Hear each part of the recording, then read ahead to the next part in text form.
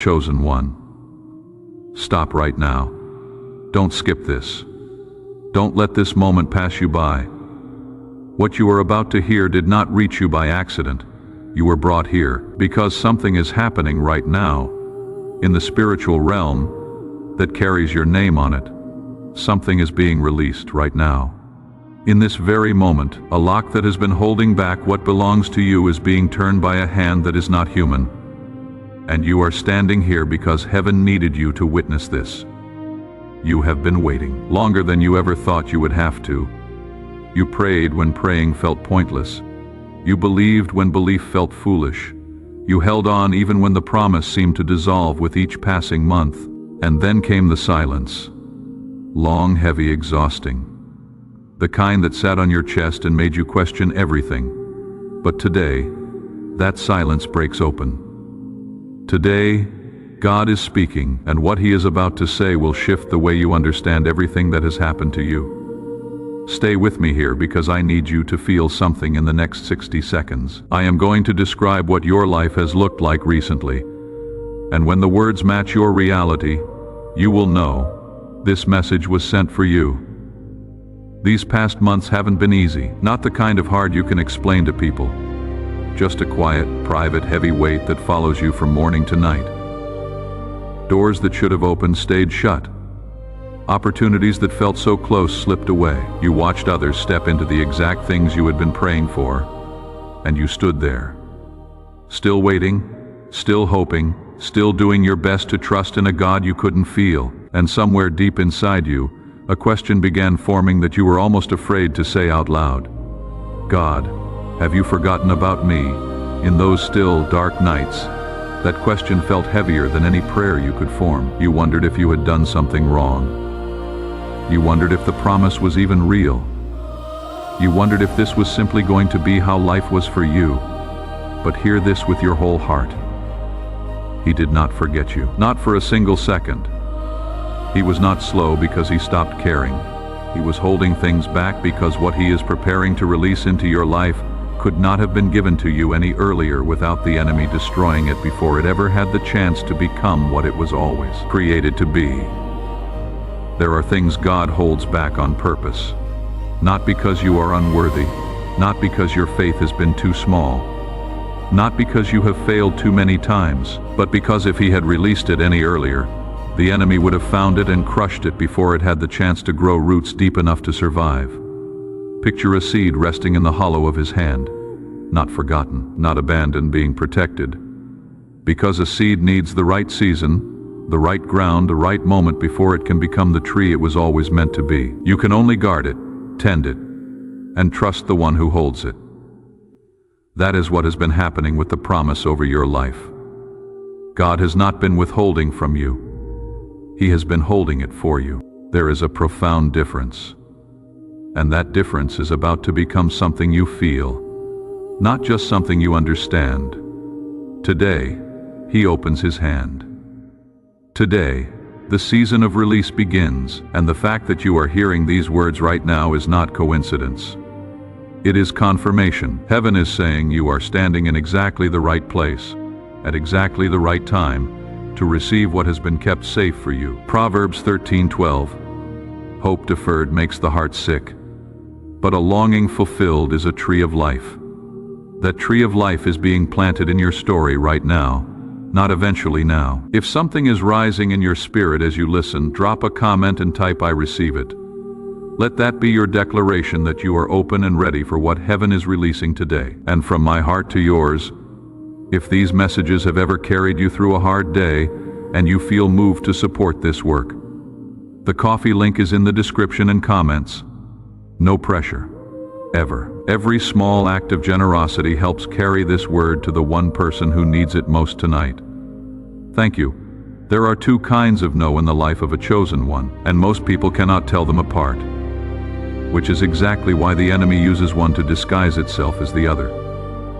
The first kind comes from the enemy. It is designed to stop you cold, to make you feel invisible, overlooked, too late. It whispers that the door closed because you are not enough, that maybe you were just wrong about what you believed God said. The second kind comes from God, and in the moment, it does not feel any different. It still hurts. It still confuses you.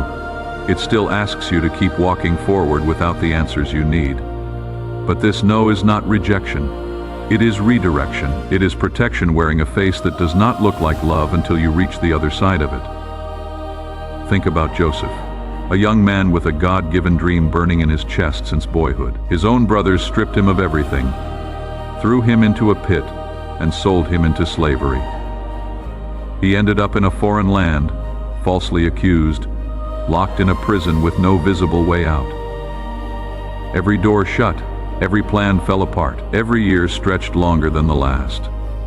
Yet God was not absent. He was positioning Joseph for a moment so significant that no amount of preparation would ever feel like too much. Genesis 50:20, you intended to harm me, but God intended it for good to accomplish what is now being done, the saving of many lives. What looked like abandonment was architecture. What felt like a dead end was a divine detour planned long before Joseph arrived at it. Something has been shifting inside you recently, quietly. Not loud or dramatic, just a real, deep internal change happening beneath the surface of your daily life. Maybe your sleep has been different, deeper than it has been in years, as though something that used to press down on you at night has slowly been lifting. Maybe you have been waking at an unusual hour and finding, instead of dread, something closer to quiet anticipation. Maybe there has been a strange peace arriving even in the middle of circumstances that are still completely unresolved. You look at the situation, and it is still messy, still uncertain, but something deep in you has settled. Something in you has stopped fighting the timeline that peace isn't denial. That peace is preparation. The Holy Spirit is expanding your heart to hold something that requires more capacity than you currently carry. Because what God is about to release over your life is not minor. It is significant enough that your spirit needed to be enlarged before your hands could hold it without being broken. The most important growth always happens underground. The roots of a great tree develop in the dark, deep in the soil, long before any branch ever reaches toward the light. What is being built in the hidden place of your life right now is the very foundation that will support everything coming next. Do you remember the specific thing you brought to God years ago? The prayer you prayed so often the words became automatic. The dream you eventually stopped speaking aloud because the silence in return hurt too much. That promise you almost convinced yourself you had imagined. God has not forgotten it. He kept every detail. And now, He is ready to place it into your hands. Before we go any further, I have to stop and honor something. I have to honor you. Waiting in genuine faith is one of the most courageous acts a human being can perform. It demands that you keep trusting something you cannot see or touch, cannot prove to anyone, while everything around you offers a reason to give up and settle for less. People around you moved on. Some of them quietly decided you were being unrealistic and you stayed. Not because you lack wisdom, but because something God Himself placed in the deepest part of you refused to release the promise, even in the moments when you wanted to let it go. That is not stubbornness. That is covenant faith. God has not missed one moment of it. Not one prayer whispered in the dark went unheard. Not one night you chose worship over worry went unseen. None of it is wasted. The waiting was not empty time. The waiting was formation. God was building in the hidden place what the next season will require of you. And what is coming will carry the weight of everything that season formed in you. Hold on just a little longer. What He has been holding for you is already on its way. We have honored the silence. We have looked at Joseph and understood that what felt like a dead end was actually a divine detour. And now I need to take you somewhere deeper, because what God is releasing is not just a breakthrough. It is a restoration. And the first thing He is restoring is something most people do not even realize they lost. He is restoring you to yourself. Not the version of you that learned to make yourself small. Not the version of you that trained itself to take up less space so others could feel more comfortable. Not the version of you that swallowed its voice, dimmed its light, and edited its dreams down to a size that would not make anyone around you feel threatened. That version was never the real you. It was a survival strategy. When you were younger, or more vulnerable, making yourself smaller felt like the wise thing to do. It kept the peace. It kept the relationships. It kept you safe inside a world that was not yet ready for your full expression. And God is done with that story. Jeremiah 1-5, before I formed you in the womb I knew you. Before you were born I set you apart. Not a smaller version of you. Not a quieter, more convenient version of you. The full you. The one He designed before you took your first breath. Before anyone had the chance to tell you who to be. He knew that version. He set that version apart. And He is calling that version forward right now. This is what release looks like in the area of identity. It does not always announce itself boldly. Sometimes it starts quietly, a moment where you say the honest thing instead of the safe thing. A conversation where you hold your ground even when the other person looks uncomfortable with your clarity. These small acts of returning to yourself are not arrogance. They are obedience. The world does not need a smaller, more apologetic version of you. It needs exactly what God built. And this season, He is releasing it. Now I want to talk to you about the specific thing you have been waiting for, the promise. The one you have carried so long it has become part of your interior life. You have not been able to fully release it, and you have not been able to fully stop believing in it. And that tension, that push and pull between hope and exhaustion, has been one of the heaviest things you have carried. I want to take you to Abraham because his story is not just history. It is a map. God made Abraham a promise that seemed impossible. A child, an heir, a future. Abraham believed it, packed up his life, left everything familiar, and followed a voice telling him to walk towards something he could not yet see. But here is what we often skip over. The waiting, the years, the silence.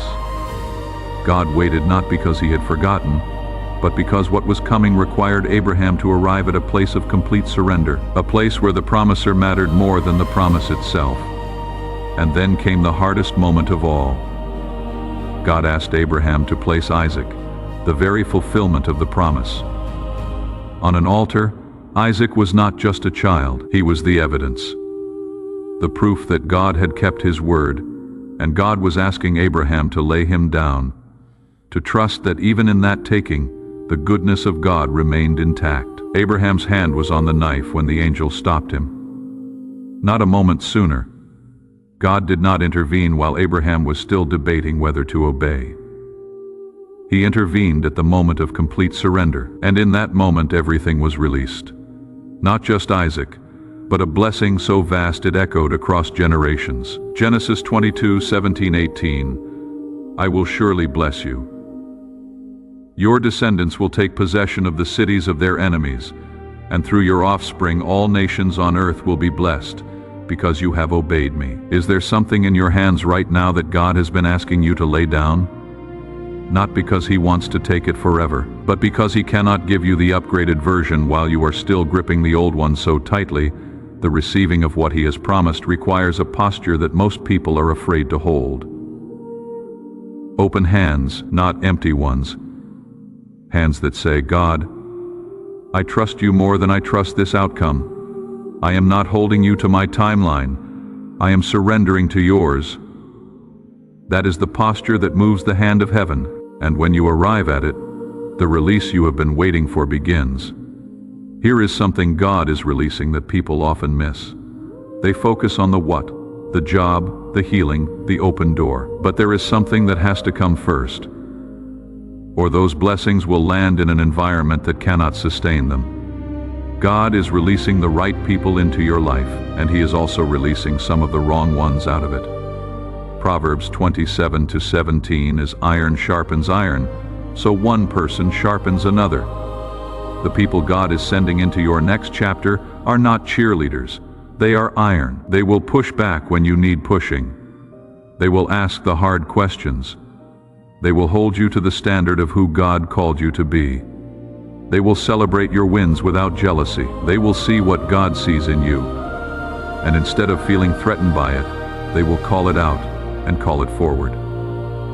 And here is the hard part. Some of the people who have been in your corner for a long time cannot make the transition with you. Not because they are bad people, but because they were assigned to a season of your life that is now closing. They helped carry you through the wilderness. They knew you when you were still figuring out who you were, sacred history. But sacred history does not automatically equal future alignment. You will know who I am talking about. Not because something dramatic happened, but because when you are around them, you feel yourself contracting instead of expanding. You feel yourself editing, shrinking back to the version of you they know and expect. And God is saying, that is not your future. That is your past wearing familiar clothes. Release them with love. Release them without drama, because the next season of your life requires a circle that can handle the size of what God is placing in you. New doors require new keys, and sometimes the new keys look like new people. The enemy already knows what God is releasing over your life. And the closer you get to what heaven has been preparing, the more strategic his opposition becomes. Because the attacks that come at the threshold of breakthrough do not usually look like obvious warfare. They come disguised as logic, as practicality, as well-meaning voices suggesting that maybe you are reading too much into things. Maybe this is not your season. Maybe you have been here before, and it did not work out. Doubt is not discernment. Heaviness is not truth. Delay is not denial. Watch for sudden thoughts that tell you you are not enough, not ready, not worthy of what is coming. Watch for relationships that introduce conflict right at the moment you were finding your footing. Watch for distractions that feel urgent but are not. And watch for the temptation to announce prematurely what God is doing. Not every ear is a safe container for a seed that is still germinating. Isaiah 54:17, no weapon formed against you will prosper, and every tongue that accuses you in judgment you will condemn. This is the heritage of the servants of the Lord. So stand, not in your own strength, but in the truth that what God has spoken over your life is more permanent than anything the enemy can bring. When the doubt comes, open the word. When heaviness arrives, worship before you feel like it. Return to the last clear thing God told you and hold it. The threshold is close. Do not back down now.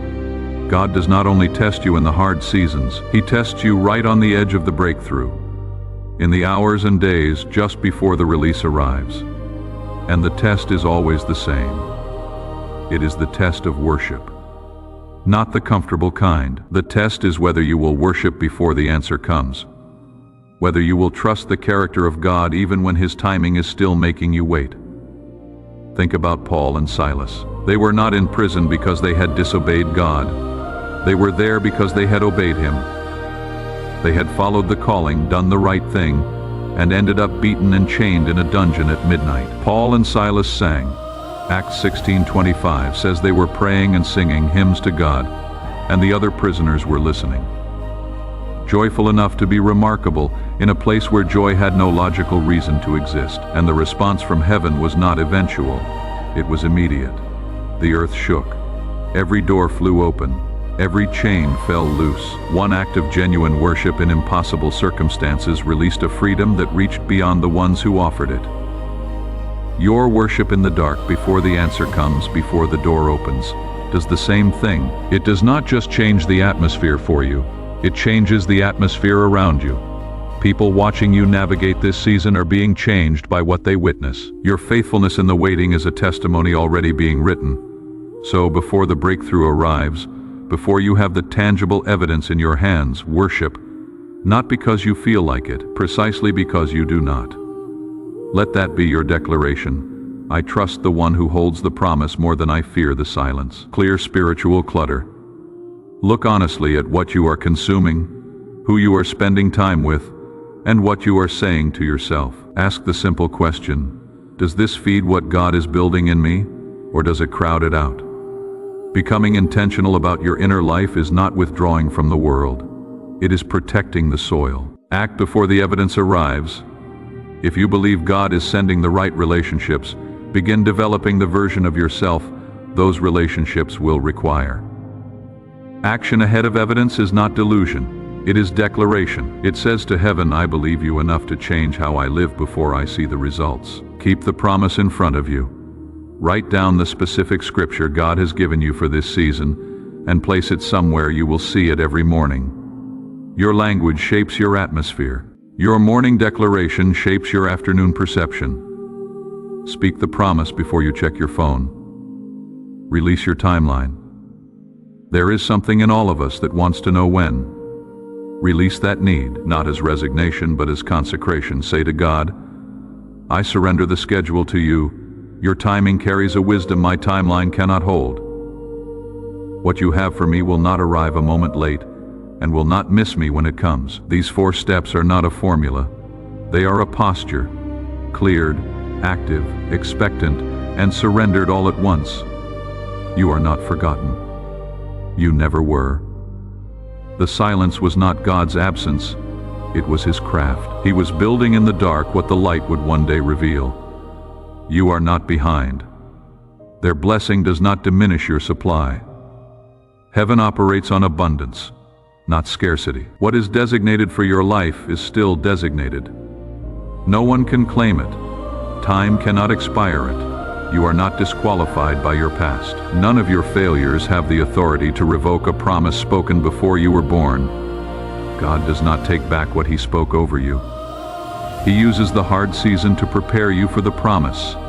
You are not waiting for nothing. You are waiting for something so specific, so perfectly calibrated to your design, that when it arrives, you will understand in one single moment why it could not have come any sooner. He is not finished with you. He is just getting started before we close. I want to do something with you that matters more than anything else I could say right now. I want to pray with you, not over you, with you together, because you did not come this far just to walk away with information. You came here to encounter something, and this prayer is that encounter. So take a breath.